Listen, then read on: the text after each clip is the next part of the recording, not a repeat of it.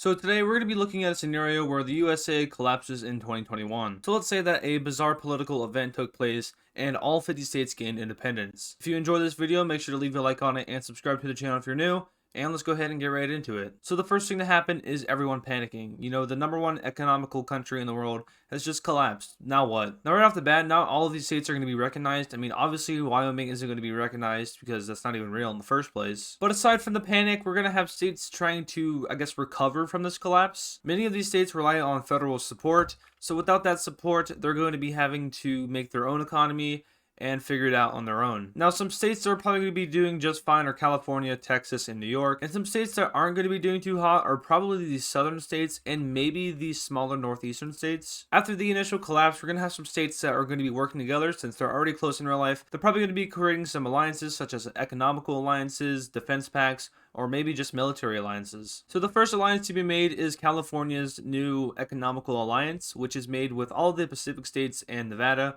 along with Hawaii. The name of this alliance is the Economical Pacific Pact, and like it says in the name, it's an economical alliance. The next alliance to pop up is an alliance formed by New England. This alliance is named the Northeastern Economical Alliance, and is consisted of the New England states. So far we have two economical alliances, one in the Pacific and one in the Northeast. Now I'm sure a lot of these states would probably partner up with their neighbors, such as like maybe Virginia and Maryland, or maybe Ohio and Indiana. But for now, I'm just going to be highlighting the main ones and the bigger ones. Around the center of the US, we have yet another economical alliance popping up. This time it's consisting of the northwestern states and the central states. For a final economic alliance, we have the Mid-Atlantic/Southern Economic Alliance. This one is consisting of Delaware, Maryland, Virginia, and North Carolina. And yeah, just like that, we have four main alliances popping up. Now, these are all economic alliances, which means they're all helping out each other. This is also the reason why we probably don't see a Southern alliance, because these states are more poor than the rest,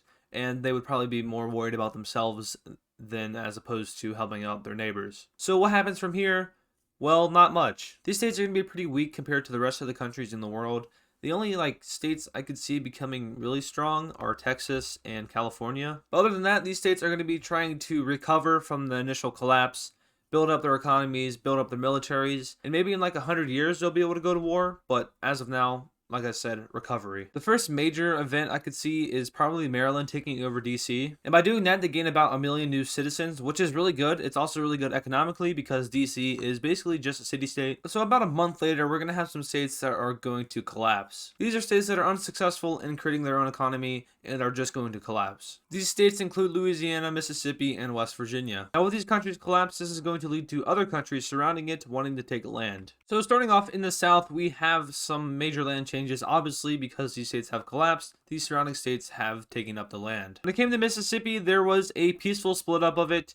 There was no disputes among these states when it came to splitting up Mississippi. But when it came to Louisiana, there was some disputes as a new state was created, which was the new state of Orleans. In the treaty, the state of Orleans was supposed to receive this land, but Texas kind of ignored that and just took it for themselves. Now, since these surrounding states really didn't want to mess with Texas, they just accepted it and recognized this as part of Texas's land. When it comes to West Virginia, though, we obviously have a big problem here. The countries of Maryland and Pennsylvania both recognized Virginia's claim over West Virginia, but the countries of Ohio and Kentucky did not, and therefore submitted land and gained it. Now, since Virginia claims ownership of all of West Virginia, there is a new border dispute that is created. Now, this dispute is a little bit more aggressive than the New Orleans dispute. Since Ohio and Virginia are comparable in strength, they're obviously not going to let off of this one. And just for fun, real quick, we're going to be taking a look at the recognition map. So the blue side recognizes Virginia's claim over all of West Virginia, and the red side recognizes Ohio and Kentucky's claim over West Virginia. Also, the yellow side recognizes neither. So we can see that a lot of these northeastern states right here recognize Virginia's claim, while a lot of these southern states do not. Now, logically, Texas would probably recognize Virginia's claim, because they are kind of dealing with the same situation down here in New Orleans. So that was just a fun overview real quick. The next thing to happen in this old future is Maine joining Canada. Now, the main reason for this happening is because Maine wasn't doing too well economically. They only have this strip of land right here, which is where their capital was and a lot of their major cities. But other than that, Maine was basically just like rural Canada. The government of Maine said that they would probably be better off as a province under Canada, as opposed to joining this economical alliance right here. There's also another state that is going to be joining Canada, and that state is Alaska. Now, they're also joining for similar reasons as Maine. They aren't doing too well economically, and would probably be better off under Canada as opposed to the specific economic alliance. So now Canada has a lot more population and 2 new provinces, which are Alaska and Maine, and this is what is left of the United States right here. So a few years after Alaska and Maine join Canada, there is a war that pops up. Now this war is a little early for its time, but it is a war between New York and New Jersey. So the reason this war broke out is because of some territorial disputes along Long Island. There were some Navy ships that were moving in and out of some ports, and they kind of like got in the way of each other, and some firing happened, and that led to the 2 countries going to war. So this is about where the 2 countries' navies are, and the exchange kind of took place off the coast of Long Island, like I said. So there's going to be very minimal navy fighting because these 2 countries probably aren't going to have the strongest of navies.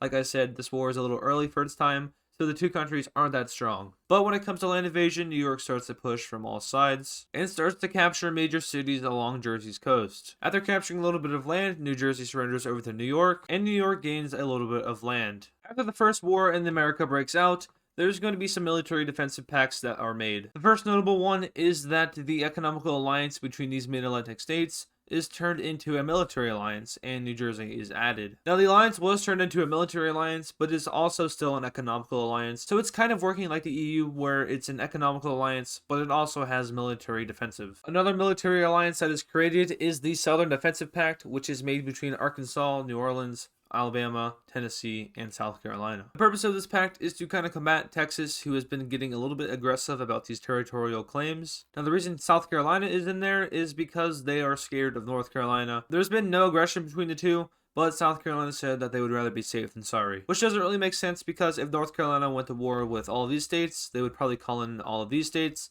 and this blue team definitely outnumbers this orange team. And taking a look back real quick, this is what we have made into this video.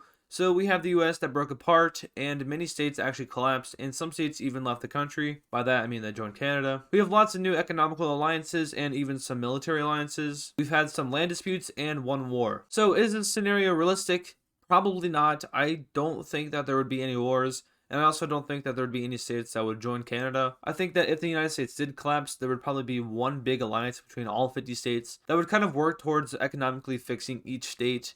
And maybe it would also be like the HRE and be like a defensive kind of thing. So tell me in the comments if you guys think that this would even have a chance of happening. And if you don't think this would happen, make sure to tell me what you think would happen. Also, some other things real quick. We hit 12,000 subscribers today, which is crazy because I'm pretty sure we just hit 10K at the end of August, and we're only 20 days into September, and we've hit another 2,000. So that's about 1,000 every 10 days, which is awesome. If you want to help increase that number, then make sure to leave a like on this video and subscribe to the channel. Once again, thank you for watching, and I will see you in the next video.